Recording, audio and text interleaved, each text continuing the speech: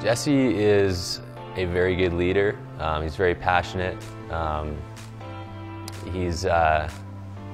me, he's very. You watch football movies, and there'll be somebody giving an inspirational speech. That's Jesse to me.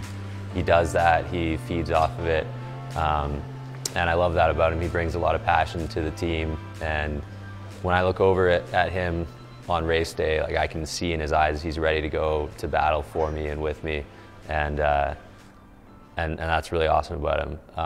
I share some of those qualities. I'm more sort of calm and collected. I'm a bit more of a thinker in my head and stuff like that, and I don't do like the kind of pump up speeches and stuff like that. I just get very focused. I find my power is in knowing that everything is in place for us to do well, and just being extremely focused. So we contrast in that way, but it also complements really well, because it's comforting to me to see him getting the team ready to go to where they need to be, because everybody's different. So he brings that passion to the team, which is great.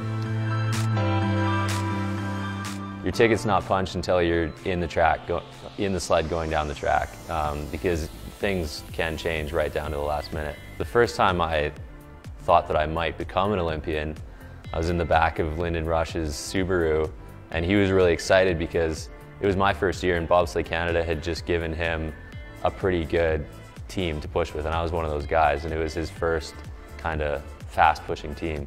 He was like, man, with this team, we could really do something. Like, we could go to the Olympics. And I was like, oh man, the Olympics, they're in like 3 years, and they're in Vancouver.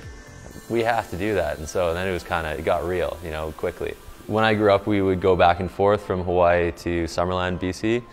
Our typical days were just running around in the jungle, basically. We'd just be outside. And one of the things that I really loved about that time growing up is that we had the opportunity to just, if we got hungry, we would just pick something off a tree and eat it. I started running track and field when I was 9, actually, in elementary school, and transitioned into a Canadian university and just sort of entered the Canadian sports system. And turns out I don't really hate winter so much.